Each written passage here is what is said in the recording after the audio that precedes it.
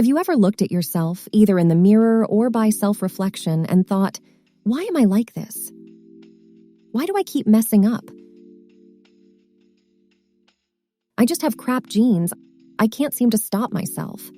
Yes, you have. We all have. You don't have to admit it out loud. Just know that we get it. We're here to bring some hope. And it's called neuroplasticity. It's a real sciencey term that means that your brain can modify, adapt, and not only change how it does its thing, but its structure too.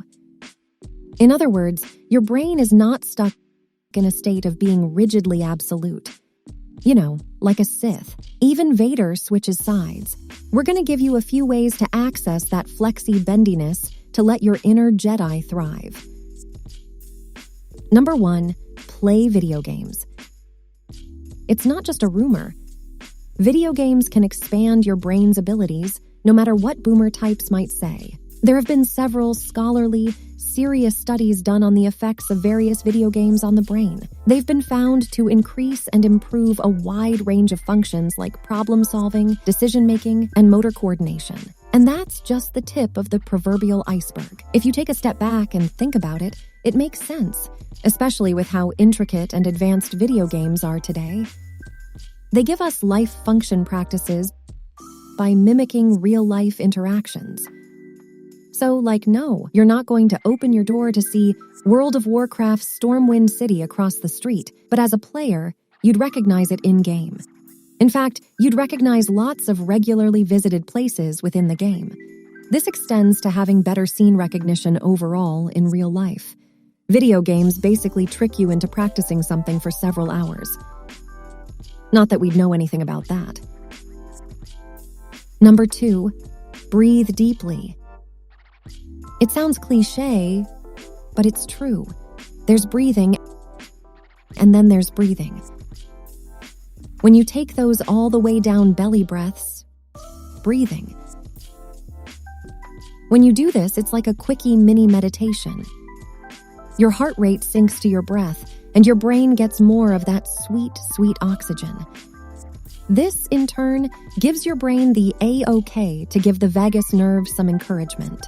The vagus nerve is the main manager of the relaxation, rest, and digest nervous system. This chill response system is called the parasympathetic nervous system, as opposed to its high-strung, twitchy friend, the fight-or-flight sympathetic nervous system. Letting the parasympathetic nervous system regularly get more playtime will eventually rewire your brain to keep the intensity of the fight-or-flight system under better control. Number 3, express gratitude.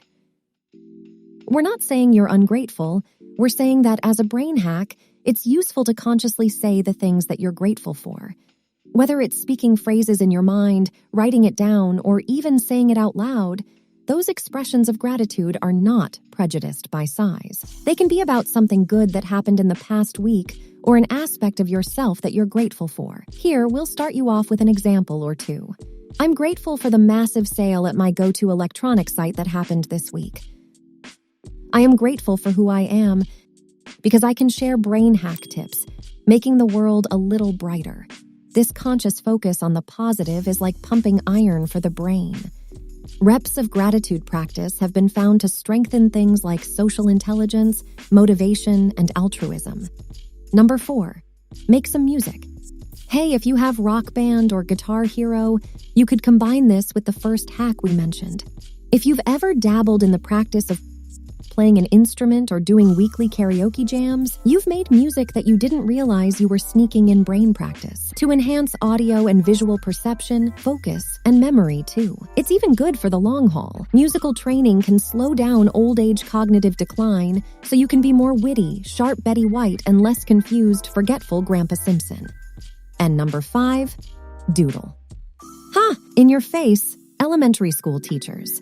If you ever got in trouble for doodling when you were a kid, you can now rest assured that you were simply exercising your brain.